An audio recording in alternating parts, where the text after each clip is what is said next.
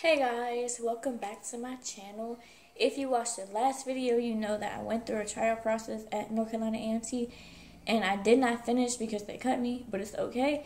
I ain't feeling a special type of way. Anyway, I'm doing this video now because I've been requested to do it and I feel like it's important for other people to know.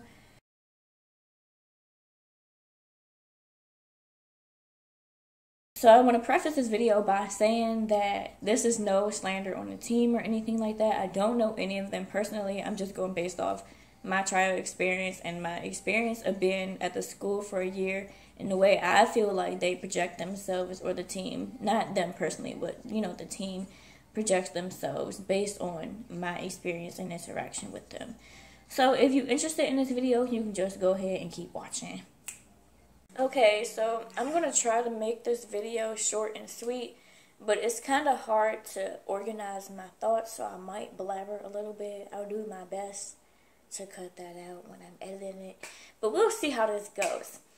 Anyway, the first thing I want to start with is, the trial process, so I can just reiterate that. If you didn't watch my video, you should go watch the video, but, if you don't want to watch the video, I just tell you short and sweet, what the process was like, what I liked about it, what I disliked about it.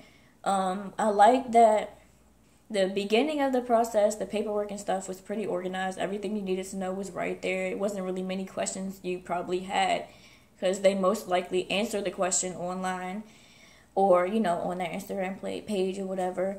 But that was super organized, and they went according to the dates on the thing, and if they didn't, they'd let you know, like I said in the video, what's going on. They keep you up to date, and that was good. I really like that because a lot of cheer programs don't have that. It's kind of up in the air when it comes to organization, but they seem pretty organized. The other thing was, okay, so that was the pro of the tryout. The con of the tryout is mostly what this video is about. Like I said before, it's no slander, no hate on the team. Some people like this, some people don't. It's all good. But I didn't really like how I felt at the tryout. Tryouts in general are already stressful. And when I got there, it just seemed more stressful than it needed to be. I didn't feel welcomed. And I didn't feel like people wanted me to be on the team. It felt like it was a competition between each other, even though there's no set amount of people that's supposed to be on the team. A lot of teams actually have a set number that they, let on the team, but there's no set number that they let on the team, at least that's what they say on their website. So it felt like a competition between each other, which I didn't like because, as cheerleaders, you're supposed to be uplifting and encouraging no matter what somebody's skill level. You're not supposed to be hating from the sidelines or anything. I don't know if I said it in the other video that, if you didn't have a back handspring, you was kind of pulled up to the front and everybody had to watch you do the back handspring, and like there were a couple of people up there that could not do a back handspring or that was scared to do a back handspring, and I think I honestly was the only person that got sent back in line to be with all the other cheerleaders, and they were sent home because their back handspring wasn't strong enough to be on the team or whatever. So, but instead of being encouraging and stuff, it was really quiet in the room. Nobody ever said anything to the other cheerleaders that was either scared or didn't really have it, except the coaches would be like, well, you know how tumbling coaches are, but like these coaches would just kind of be like, yeah, do this. It wasn't like, it's okay, you can do it.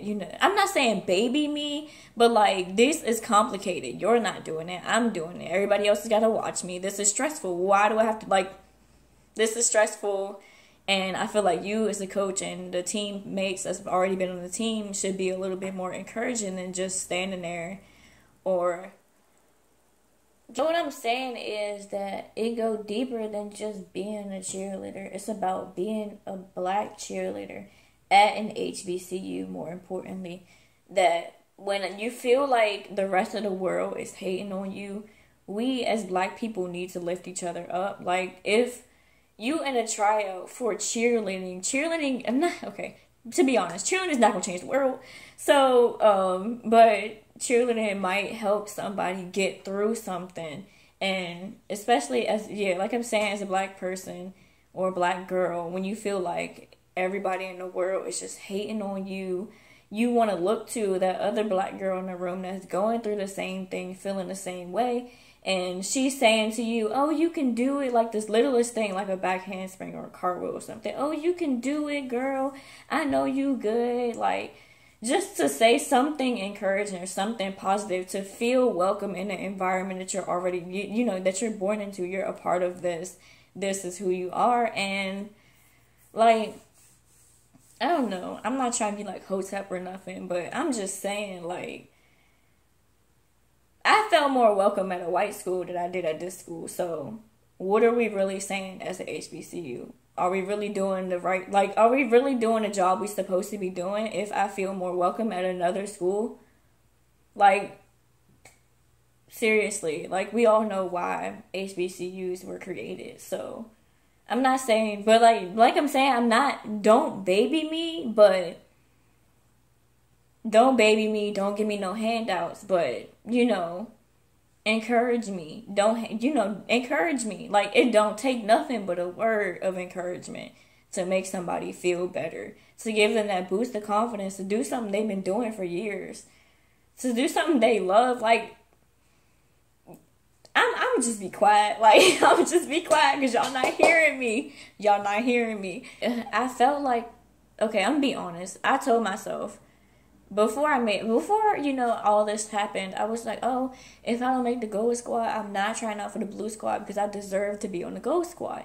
And then while I was at the tryout, I felt like I was going to get cut. I don't know how cuts work. I never get cut before. I've always gone through the tryout, and then people would tell me yes or no.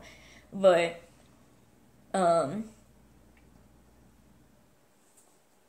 I really can't remember what I was about to say.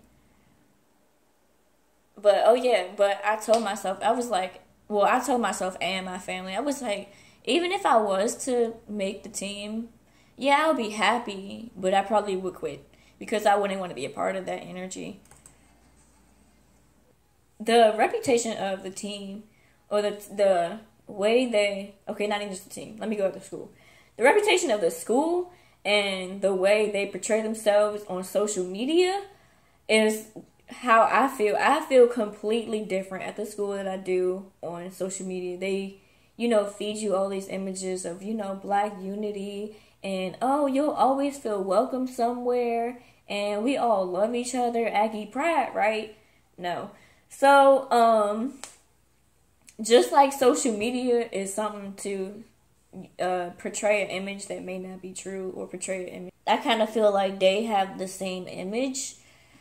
Like, cheerleading is a strenuous sport, and it is important to look the part, and it's important to be able to do your job correctly. But I feel like they take that to a whole nother level when it comes to what they do what they do in their videos at practice, and what they do, you know, online on their video, because they have like 7,000 followers on their Instagram page. But yeah, when it comes to that, it's like, it almost make it seem like they work out more than they, I know it's good to be healthy and, you know, work out, but like, it's also good to put in the work to be a cheerleader, to not just look like a cheerleader. But I'm sure they do some, you know, good stuff at practice, but it's like majority of their page is either stomp and shake. If you don't know, A&T is like a stomp and shake plus traditional type cheer. They kind of combine it, but they do a lot of stomp and shake and basically looking good for the camera, and not really, it doesn't really seem like they're ever, they might be, but like, according to social media, it never seems like they're actually putting in the work. And not even, like, even off social media, when I'm at the games, at the what is it, basketball games and the football games, when they make their appearances, it's like, I'm always excited to see them, because I'm like, ooh, I wonder what they're gonna do, because I know everything about, like, what moves happen or whatever in cheerleading, and I like seeing it as well as I like doing it. So I like to see them switch it up.